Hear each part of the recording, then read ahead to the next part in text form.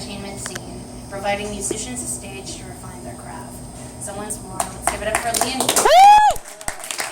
Dang, Lee.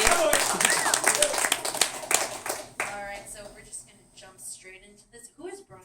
Like, who is this enigmatic Hawaiian Brian? Well, he's whoever you want him to be, first of all, at this point. But Hawaiian Brian was a pool player, and he was an original partner of Hawaiian Brian's, and that was just the name he went by. So we just kind of preserved the name as an homage to him.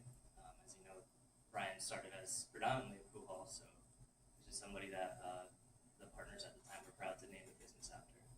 Awesome. Very cool. So, I guess, can you describe, this is such an interesting venue, and I've seen it evolve from primarily a pool hall, arcade, into what is now 3 venues in one roof. So tell me, I guess, about that process and the vision that you and Glenn have for each of the venue spaces.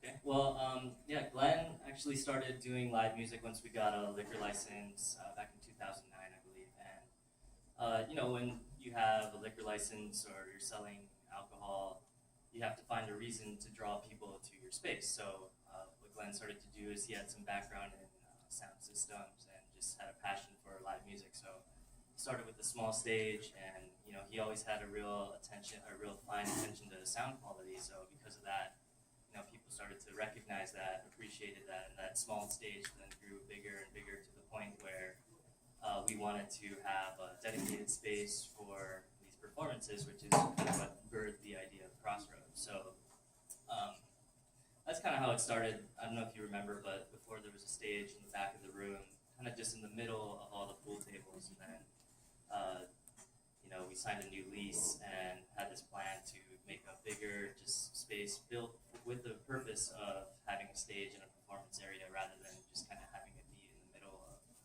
a bunch of things. And what kind of naturally progressed into the Brians you see today is just the fact that, you know, we realized it's really hard to get a lot of people into a room, any space. You know, it's hard to get 20 people to show up to do something, let alone 500. So what we ended up doing was, you know, actually with the studio, we thought, oh, maybe some developing acts will have an easier time approaching the studio. You know, it's more intimate space. You know, you feel closer, connected to the crowd, and, you know, if you do draw 20 people, it feels comfortable. Versus in Crossroads, you know, it just feels like a completely empty room. So we started to approach it like that and kind of chop it down. And from there, we started realizing it became easier to make a mark on what was going on the weekend, because instead of just having, you know, one show that you're putting all your eggs into, you have 3 different rooms where, you know, so and the pool hall. So at this point, people might just come to Hawaiian Brian's, not knowing exactly what's going on, but knowing that there's going to be a bunch of things going on. So we kind of looked at Chinatown and what they do on First Friday, and it was almost like a collective amongst all the bars, just to say, hey, this is the day that we're all going all out to, you know, bring in some entertainment, and it's going to be great because within walking distance, you can just go to all these different venues. If you don't like it, move on to the next. So we kind of took that approach here and thought, oh, we could kind of do the same thing indoors, and we kind of had this indoor block party concept of booking. So a lot of times when you come here on the weekends, you know, we'll have, say, like a hardcore punk metal show in here, maybe a Uklo the Mock reggae show in Crossroads, and then house music and electron, as well as, you know, the normal thing that goes on in the pool hall. So we kind of wanted to make Hawaiian Brian's more of a destination to help, you know, the draw in general. So that's kind of how the plan came to be.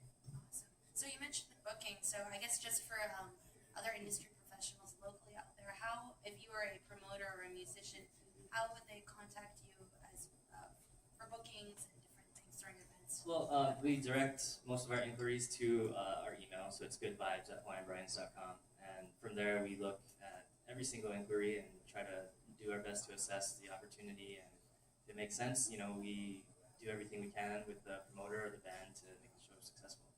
Neat. So it sounds like you kind of do a little bit of everything. I mean, we like to keep the crew lean here, which is why I think we have a real family vibe.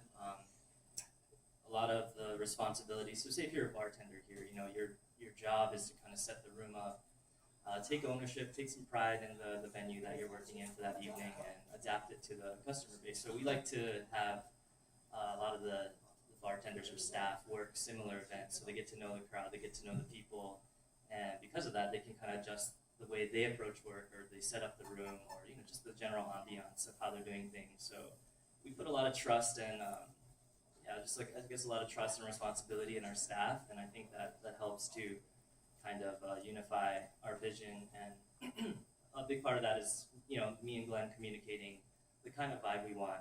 Just treating people well, welcoming in everybody, and giving everybody a chance. As long as you have a good heart, you're accepted here. And aside from that, we try to help people with musical passions or artistic passions. We try to provide as much as possible for them to launch their own careers. That's incredible. How do you keep that stress level down, though? I feel like with a lean crew, that puts a lot of pressure on you. And Glenn, I see you running around a lot, so I guess just for other industry professionals out there, sometimes things can get a little overwhelming, especially when you're balancing a plethora of different projects.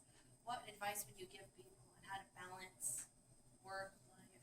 Well, I think the most important thing, first of all, is whatever industry you're in or whatever career you have, as cheesy as it sounds, to be involved in something that you're passionate about. So I'm happy to run around and do things that I do because I love what we're creating here at Hawaiian Brian. So it makes it really easy for me to even come to work every day. Glenn and I work pretty much every day here, and if we're not working, we're at home answering emails or at least thinking about the business. So if you don't love what you're doing, it's pretty impossible to do that. And I think there was a second part to that question that I'm gonna. I guess just any tips or advice Oh, that you sure. other So people. yeah, I'd say first of all, make sure you have a passion for what you're doing, even if it's your music. If you feel like you're struggling to write music or it's sort of frustrating, maybe think about writing a reggae song if you're a blues musician or something, and then maybe try and probe these different areas that might spark something that you feel excited about. Then it'll be real easy to put in the hours and the time to work on it. And after you get that foundation, I think not taking things personally is really important. So trying to be objective as possible, even when there might be situations where your feelings are hurt, or you're sad, you're angry, even happy, or like overly excited. You want to be able to approach these situations as objectively as possible, so you can make smart decisions. And I think when you kind of learn yourself how you can just not take things personally and put that objective hat on, you automatically kind of calm or even your personality out, so that you can make these choices or these decisions. So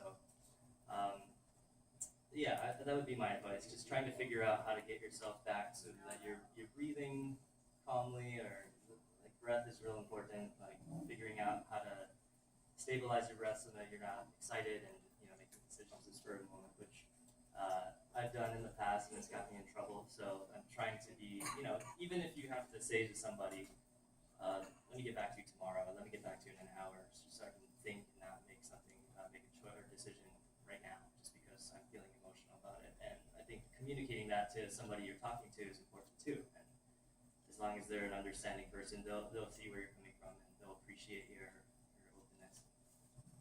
Oh. Well, okay, so I'm going to take a little segue and go into talking about some of your other music projects. So I guess, how did you start working with Mike Love? How did you establish that relationship? Well, again, kind of going back to my first answer, I was a huge Mike Love fan before anything else. My fiance took me to a show probably three years ago now at Anna O'Brien's, and from that day we went and watched Mike every Wednesday and just learned every note of every guitar solo, learned every lyric to every song, and I got to know him just by going to the shows, even before I worked here at Hawaiian Brian's. And so I think he kind of saw that I had a passion for his music, and when I started working here, we started doing shows together and just collaborating on some things. And just over a year now, we've been doing the Wednesday show, and so we've gotten to know each other a lot better, and I think we both got to see how each other work. And I really respect him as a musician, but also just as a hardworking man, and just the way he conducts himself. Even before I started kind of formally working with him, I was always impressed by the way he led his rehearsals, band practice, and just the way he talks to other people who are there to help him. Or, he's just very good at communicating specifically what he wants and maintaining professionalism, and also going on stage and delivering, to me, one of the most exciting performances that I've ever seen in my life. So one day out of the blue, you know, he just called me and asked if I had time to meet up and talk about some stuff. So I had no idea what it was about, and we actually met here in the studio before one of the shows, and he just said, you know, I need to have some help with some things. So that's kind of how it started. That's I like how things start in the music industry. I need help with things. Can you do these things? Yeah, that's awesome. So I guess also let's talk a little bit about your new endeavor. So how did that get started? Well, there's a local producer, and this is kind of like a more acoustic indie vibe here. But there's a producer named Graves who I met actually on tour with Ellie Mack a long time ago, and you know that was the first time I had ever met him. I heard all about him, and for anybody who knows him, he's just this firecracker of a personality, and just like spending 14 hours in a little car with him was a real fun way to get to know that guy. But after we, you know, spent some serious time, you know, in close quarters together, for some reason, I think, you know, things just kind of happen for a reason. You know, like there's no RCA cable at the venue, but I just happen to have one in my backpack. Or, you know, there's just situations that as you spend more time in this industry, you'll just think like, oh, this is easy for me to just take in my backpack. We might need it. So, and then I also, again, valued how much time and effort he put into his craft. He's constantly working.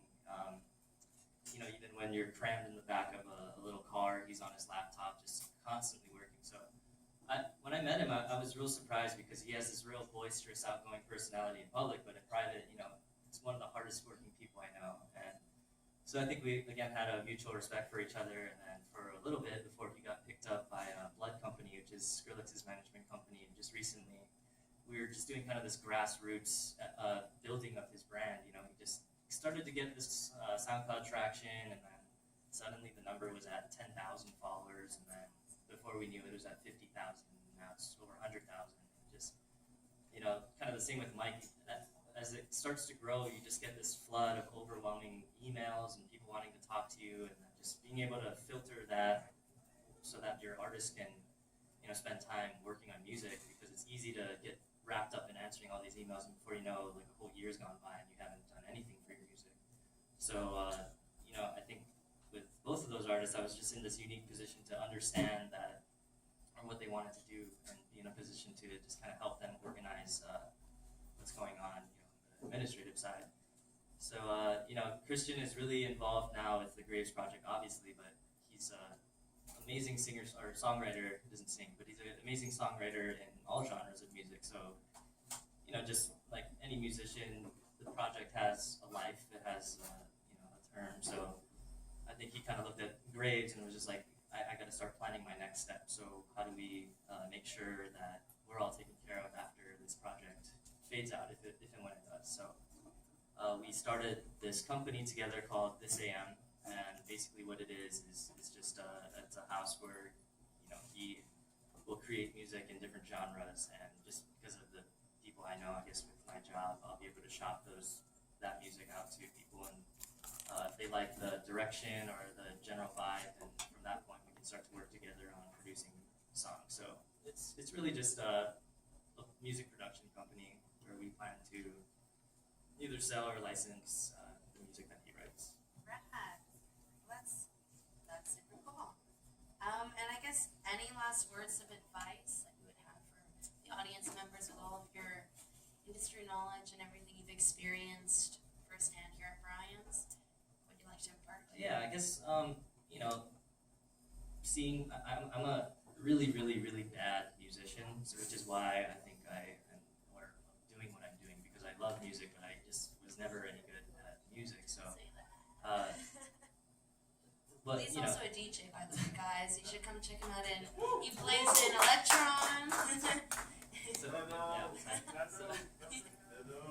So anyway, you know, like as an artist, if you haven't already started your career, I guess just objectively from where I'm seeing how things typically go, if you can like really craft your identity around your music, or like have a plan for the whole, it's a big picture. There's like, as you all know, there's many, many, many talented musicians, incredibly talented musicians, and there's some people who make it big in like the mainstream or whatever, and you just kind of sometimes I know I do it all the time. I look at them and I'm like, how on earth did these guys get to where they are? And then as you start to learn about all the people at the top, you see that everything was pretty calculated, and whether they made that calculation or they're just a puppet for some kind of label, there is a methodical way to how they got to where they are. So I'd say my advice to like a younger musician that's serious about their musical career is take a look at the music you're trying to write, understand who's going to be consuming that music, who's going to be going to your shows,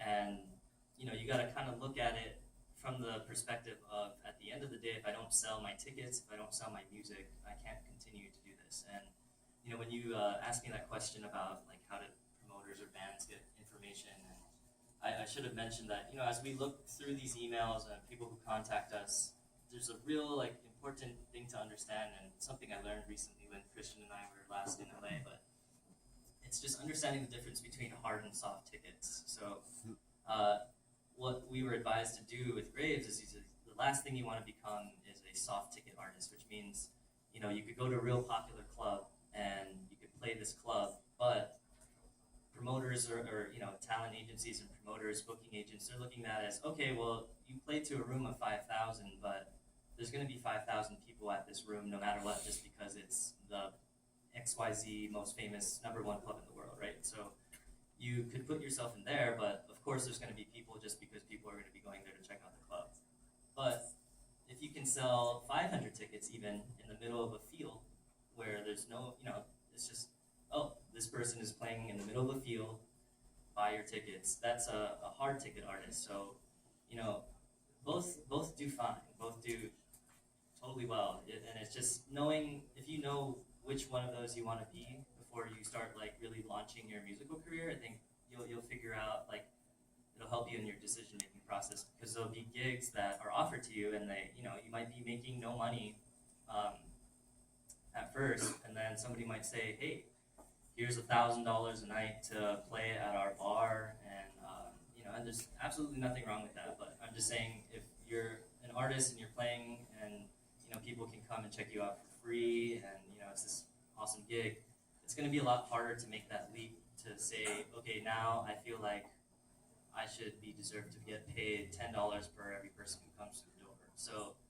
if you can kind of understand the difference between hard and soft ticket artists, I think it'll help you a lot in trying to determine which way you want to take your career. And like I said, there's nothing wrong with either one of those paths. And then you could even have an alias for both, right? So you could go by Lee Anderson as a soft ticket artist, but then maybe I have this band where I play completely different songs, and it's more of like a different experience for like my hard ticket act. So yeah, I guess that would be my closing words or advice. And even as the venue, we're looking at it like that because, especially when we started Hawaiian Brian's, there's no real reason to go to Crossroads if nothing, exciting is happening. So if we were to just open Crossroads tomorrow, there's going to be 0 people there.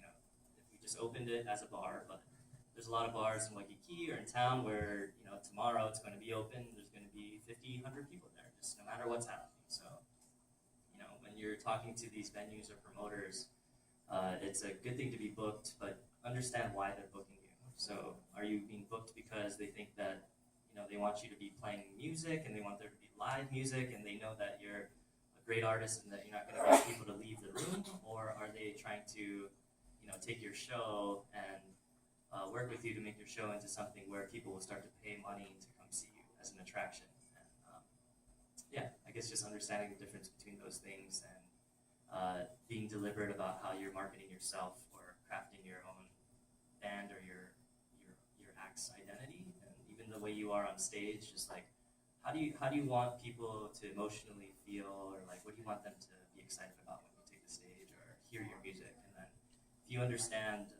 the audience first, I think it'll make it a lot easier to write your music or adapt to that. Just my opinion. Awesome.